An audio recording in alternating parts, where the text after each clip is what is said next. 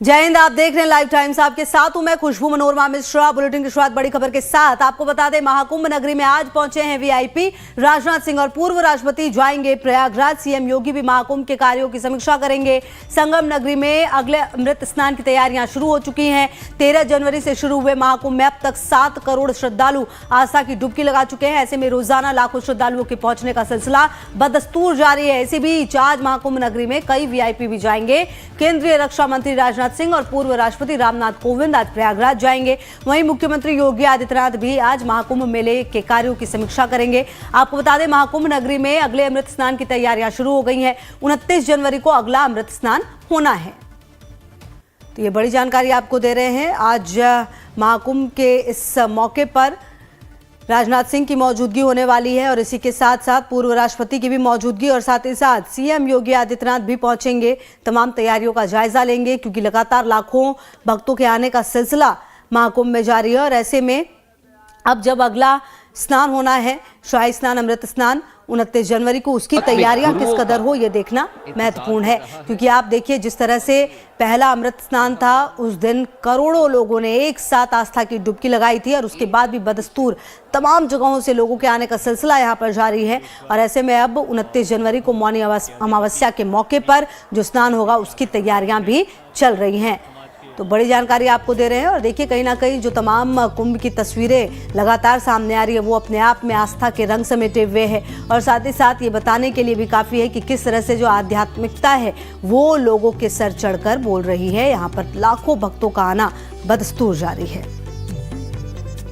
और देखिए, आपको बता दें, आज का दिन महत्वपूर्ण इसलिए हो जाता है क्योंकि पूर्व राष्ट्रपति आज प्रयागराज जाने वाले हैं। आपको बता दें, पूर्व राष्ट्रपति रामनाथ कोविंद महाकुंभ में जाएंगे आज और यहां पर पूर्व राष्ट्रपति रामनाथ कोविंद की मौजूदगी होगी।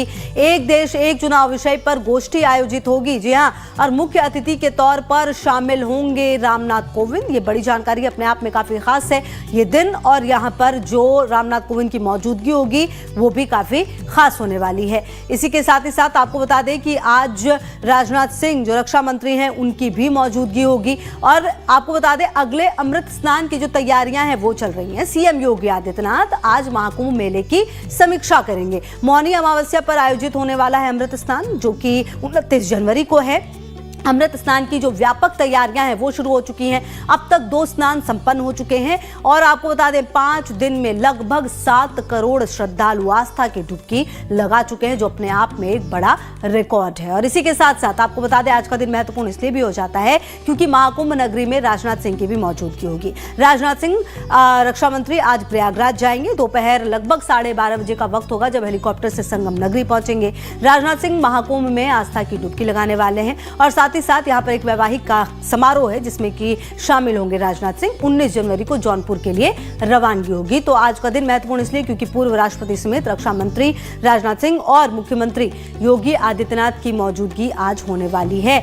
और इसी के साथ साथ आप समझिए, जैसा कि लगातार हम आपको ये भी बता रहे हैं कि पूर्व राष्ट्रपति भी प्रयागराज जाएंगे। पूर्व राष्ट्रपति रामनाथ कोविंद महाकुंभ में जाने वाले हैं और एक देश एक चुनाव विषय पर जो गोष्ठी है वो आयोजित होनी है। मुख्य अतिथि के तौर पर यहाँ पर रामनाथ कोविंद जो है वो शामिल होंगे। तो अपने आप में ये खास हो जाता है और देखना बेहद महत्वपूर्ण होगा कि जब मौजूदगी होगी तो किस तरह की तस्वीरें सामने आती हैं, क्योंकि लगातार जो व्यवस्था है वो काफी बेहतर रही है इस बार। और आपको बता दें कि रक्षा मंत्री राजनाथ सिंह शनिवार को महाकुंभ पहुंचने वाले हैं, जिसे लेकर सुरक्षा बढ़ा दी गई है। राजनाथ सिंह हनुमान मंदिर के दर्शन करेंगे। कैसी रहेगी व्यवस्था, संजय यादव की एक रिपोर्ट।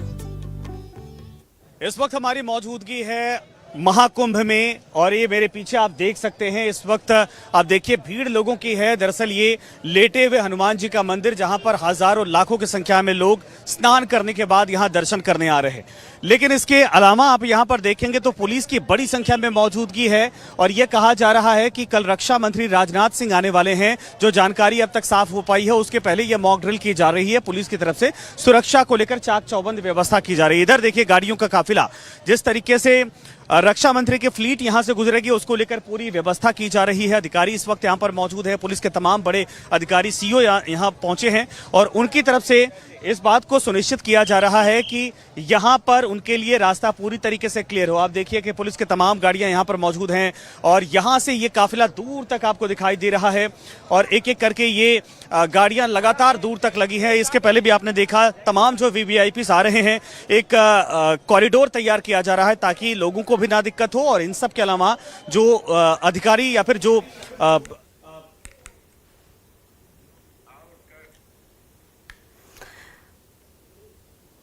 तो देखिए, उत्तर प्रदेश के प्रयागराज में महाकुंभ मेले की धूम मची हुई है। देश विदेश से लाखों श्रद्धालु हर रोज महाकुंभ मेला में पहुंच रहे हैं। संगम में डुबकी लगाकर भगवान से जुड़ने का प्रयास कर रहे हैं। महाकुंभ में साधु संतों की रहस्यमयी दुनिया भी सामने आ रही है। पिछले दिनों कई साधु संतों की कहानी सामने आई। इसमें IITN बाबा की कहानी लोगों को खासा प्रभावित कर रही है। IITN बाबा को लेकर चल रही तमाम चर्चाओं के बीच एक बड़ा खुलासा हुआ। दरअसल IITN बाबा पिछले 10 दिनों से जूना अखाड़े में रह रहे थे।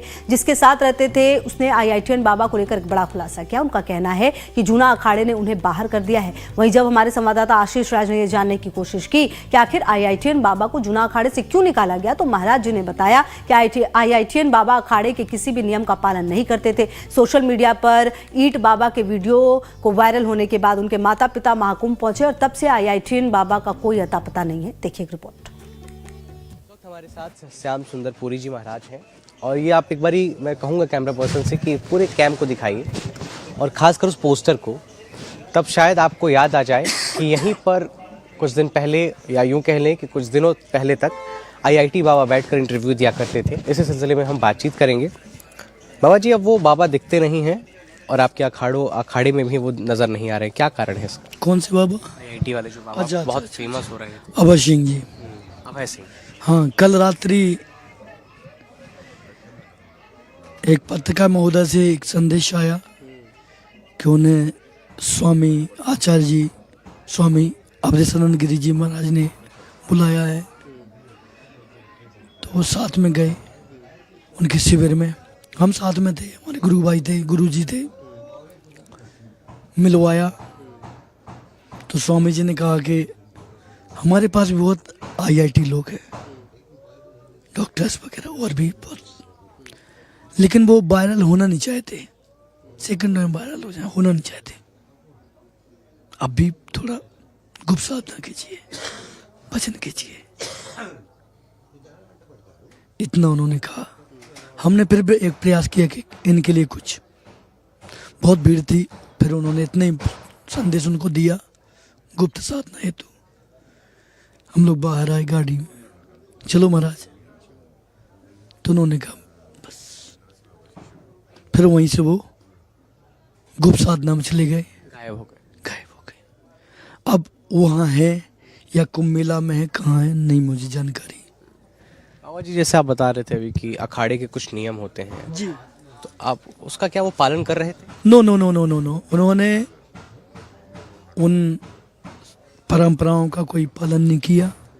उनको केवल एक जिज्ञासु व्यक्ति समझ के या पढ़ा लिखा व्यक्ति समझ के आश्रय दिया और उनके भविष्य को देखते हुए कि इनका भविष्य उज्जवल हो, ऐसे ही हम लोगों ने शुभकामनाएं उनको दी और चाहा भी।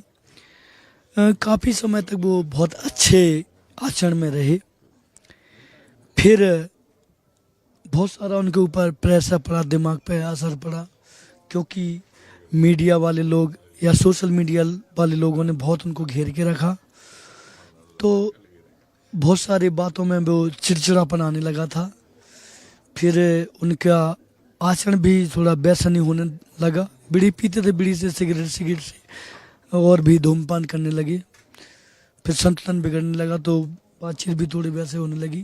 तो जो अखाड़े की परंपराएं उनके थोड़ा विपरीत आचरण हम लोग पसंद नहीं कर पाते हैं, तो हम लोगों ने उनको, हाँ, गुरुमुख होना चाहिए, वो गुरु कंट्रोलर नहीं रखना चाहते थे, कंट्रोल नहीं होना चाहिए। क्या क्या ऐसे नियम है जिसको, मतलब अगर दर्शकों तक बताएं आप कि क्या क्या ऐसे नियम है जो अखाड़ों में पालन करना बहुत जो है कि अनिवार्य होता है? सुबह ब्रह्म मुहूर्त में जागना, स्नान ध्यान करना, भजन करना, गुरुजनों की सेवा करना और जो अध्यापन है उसमें रहना, संलग्न रहना।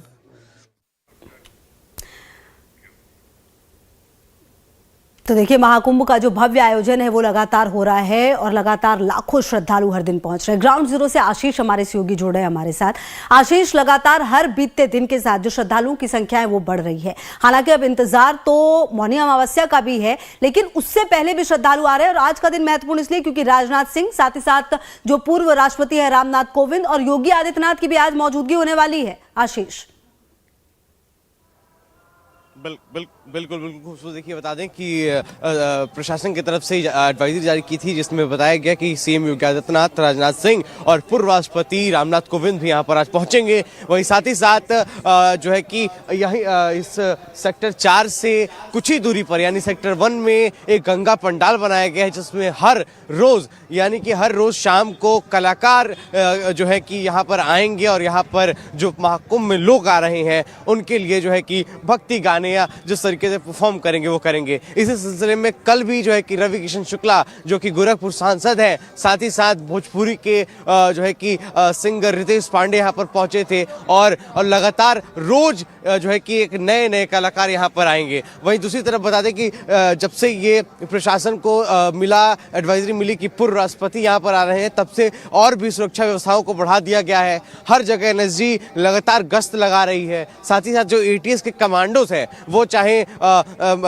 महिला कमांडोज हों या फिर पुरुष, वो लगातार जल, थल और वायु तीनों जगहों पर एटीएस जो है वो लगातार सुरक्षा बनाए हुए है और लगातार निगरानी रखे हुए है।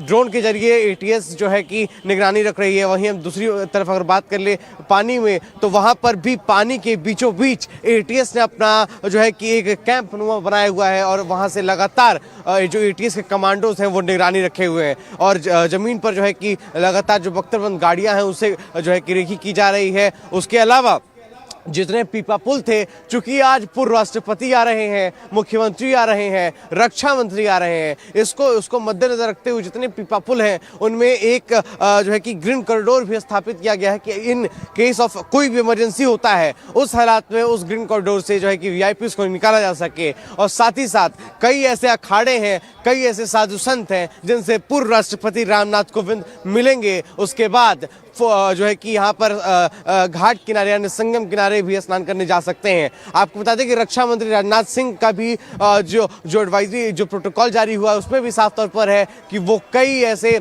साधु संत हैं, बड़े जो अखाड़े हैं, उनके जो महामंडलेश्वर हैं, उनसे मुलाकात करेंगे और उसके बाद वो हेलीकॉप्टर के जरिए पूरे महाकुंभ को देखेंगे।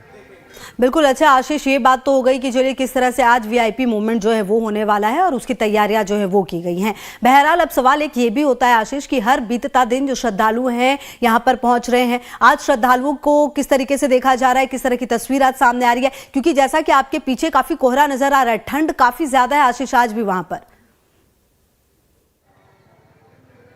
बिल्कुल खुशबू, ठंड बहुत ज़्यादा है। पिछले 2 दिनों से मौसम बहुत अच्छा हो रहा था, धूप निकल रहा था, लेकिन आज आप देखेंगी तो हर तरफ आपको कोहरा नज़र आएगा।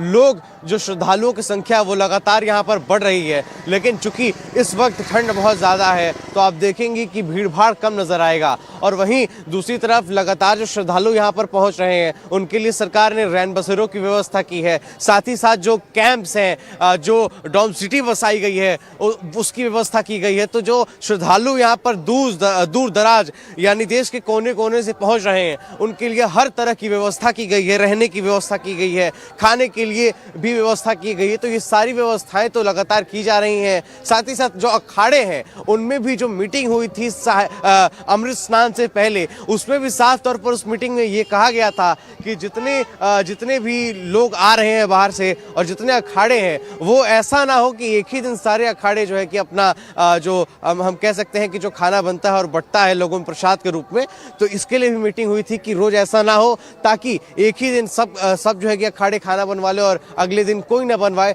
तो इसको भी मद्देनजर रखते हुए अखाड़ों ने ये मीटिंग में फैसला लिया कि हम रोज अलग अलग तरीके से जो है कि ज़्यादा तादाद में खाना बनवाएंगे। तो देखिए लगातार हर लोग, वो चाहे अखाड़े हो गए, वो सरकार हो गई, वो सभी लोग जो है कि श्रद्धालुओं की मदद के लिए आगे आ रहे हैं। श्रद्धालु किस तरीके से किसी तरीके की कोई दिक्कत ना हो। अब चूंकि आज ही देखिए खुशबू, खुशबू। आज पूर्व राष्ट्रपति का भी दौरा है, सीएम का भी दौरा है, रक्षा मंत्री का भी दौरा है, लेकिन आप देखेंगे तो कहीं से भी आपको श्रद्धालुओं की संख्या कम होती नजर नहीं आएगी। सभी लगातार यहाँ पर घाट पे पहुंच रहे हैं, संगम स्नान के लिए पहुंच रहे हैं। तो ये सारा जो जितना भी सिस्टम बनाया गया है, जितनी प्रशासन ने कल भी एक रोड मैप तैयार किया है, उस रोड मैप के जरिए ही आज के जितने पुलिस प्रशासन है, जितने चेक पॉइंट्स बनाए गए हैं 2500 सेक्टर्स में, उन सभी सेक्टर्स में जो है कि बदलाव जो किए गए हैं इसी को मद्देनजर रखते हुए किए गए हैं, ताकि जो आम श्रद्धालु हैं उनको किसी प्रकार की दिक्कत ना हो। खुशबू। बिल्कुल, लगातार आशीष ग्राउंड जीरो पर आपकी मौजूदगी है, लगातार आगे भी आपसे अपडेट लेंगे। फिलहाल शुक्रिया आपका इन तमाम जानकारियों के लिए।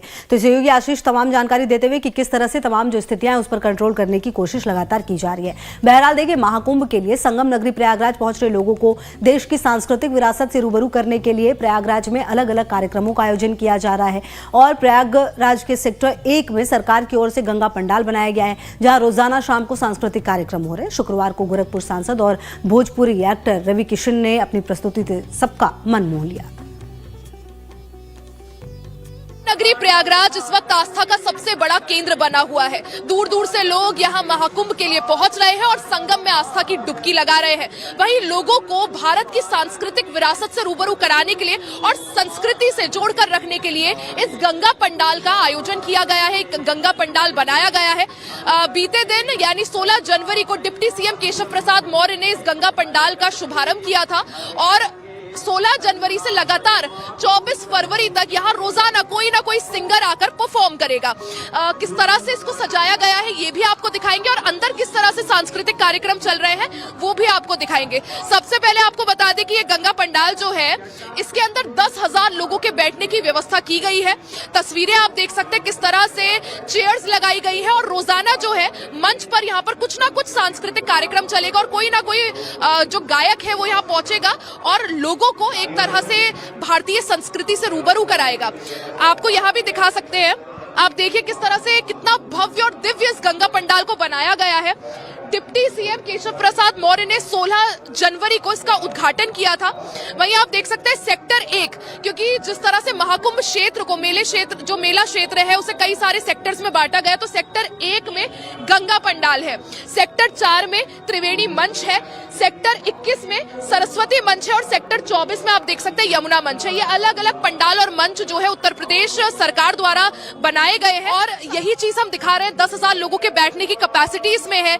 रोजाना जो है कोई नया संगीतकार या गीतकार यहाँ पर परफॉर्म करेगा और अभी जो है रवि किशन अंदर परफॉर्म करे और उन्हें सुनने के लिए जो है लोग यहाँ पर पहुंचे हुए हैं। यानी हर कोई जो भी देश विदेश से अगर वो महाकुंभ के लिए यहाँ पहुंच रहा है, संगम नगरी प्रयागराज आ रहा है, तो वो सांस्कृतिक झलक से भी रूबरू हो सके देश के लिए, इस वजह से ऐसे पंडाल जो है बनाए गए हैं। कैमरा पर्सन विक्रम डोगरा के साथ लाइफ टाइम्स के लिए रिया डंगवाल की रिपोर्ट। वहीं गोरखपुर सांसद और भोजपुरी स्टार रवि किशन ने लाइव टाइम्स से क्या कुछ कहा वो भी आपको सुना देते हैं। इस वक्त रवि किशन जी है। रवि जी, आप महाकुंभ आए हैं, ऐतिहासिक, अद्भुत, अद्भुतम, अद्भुतास, और ये आपके चैनल को, लाइव टाइम को बहुत साधुवाद। बट ये 40 करोड़ लोग आ रहे हैं, 144 साल कोई जी नहीं पाएगा, मैं चाहूंगा, इसीलिए ये मौका नहीं मिलेगा। 12 कुंभ के बाद आइए। अखिलेश यादव ने कहा है उनको आके यहाँ डुबकी लगाना चाहिए, शांत हो जाएंगे। बहुत बहुत धन्यवाद। तो देखा, इस रवि किशन जी थे जिन्होंने साफ तौर पर बताया कि अखिलेश यादव जिस तरीके से बयान उन्होंने दिया है उस पर इन्होंने कहा है कि उनको आकर यहाँ डुबकी लगानी चाहिए। कैमरा पर्सन संदीप के साथ आशीष, प्रयागराज। वहीं भोजपुरी सिंगर रितेश पांडे ने भी महाकुंभ के सांस्कृतिक कार्यक्रम में अपनी प्रस्तुति दी। उन्होंने लाइव टाइम से क्या कुछ कहा, सुनिए। पांडे जी हैं। रितेश जी, जिस तरीके से महाकुंभ चल रहा है, डिजिटल तरीके से इसको लगाया गया है, एआई कैमरों का प्रयोग किया जा रहा है और लगातार आप लोग भी आ रहे हैं, रवि किशन जी भी आएंगे, कैसा लग रहा है? बहुत बढ़िया, अद्भुत, ऐसा महसूस हो रहा है। साफ सफाई, सारी व्यवस्था, प्रशासन की व्यवस्था एकदम अद्भुत है। बहुत बहुत धन्यवाद उत्तर प्रदेश सरकार को, आदरणीय मुख्यमंत्री जी को। देखा आपने जिस तरीके से रितेश पांडे थे जिन्होंने साफ तौर पर बताया कि महाकुंभ किस तरीके से हो रहा है, क्या कुछ तैयारियां चल रही हैं और क्या कुछ है। वीडियो जर्नलिस्ट संदीप के साथ आशीष, प्रयागराज। तो देखिए, संगम नगरी प्रयागराज में महाकुंभ का आगाज हो गया है। महाकुंभ के दौरान कई ऐसे रंग देखने को मिल रहे हैं जो यहां आने वाले श्रद्धालुओं को काफी पसंद आ रहे हैं। इन्हीं में से एक है मौनी बाबा। महाकुंभ के सेक्टर 6 में मौनी बाबा का एक भव्य शिविर तैयार किया गया है। इस शिविर में भव्यता और आध्यात्मिकता का अद्भुत संगम देखने को मिल रहा है। शिविर में 12 ज्योतिर्लिंग को मनाया गया है, जिसके लिए 5.51 करोड़ रुद्राक्ष और 11,000 त्रिशूल का उपयोग किया गया है। देखिए एक रिपोर्ट। स्वागत है आपका लाइव टाइम में। मैं हूं आपके साथ संजय यादव। इस वक्त हम प्रयागराज की धरती पर मौजूद हैं और सबसे ज्यादा चर्चा का केंद्र इस वक्त एक ऐसा आश्रम बना हुआ है जहां पर आपको तमाम ज्योतिर्लिंग के दर्शन हो जाएंगे। और जिस तरीके से रुद्राक्ष से ये तैयार किए जा रहे हैं, लोग यहां पर चले आ रहे हैं, इसकी भव्यता महिमा को समझने की कोशिश कर रहे हैं। मौनी बाबा इस वक्त हमारे साथ मौजूद हैं। महाराज जी, स्वागत है आपका लाइव टाइम। जय महाकाल। ये भव्यता, ये दिव्यता और आपका आश्रम तो अद्भुत है पूरा। बाबा की कृपा है, मातृभूमि की कृपा है और देश के राष्ट्रभक्तों का स्नेह है।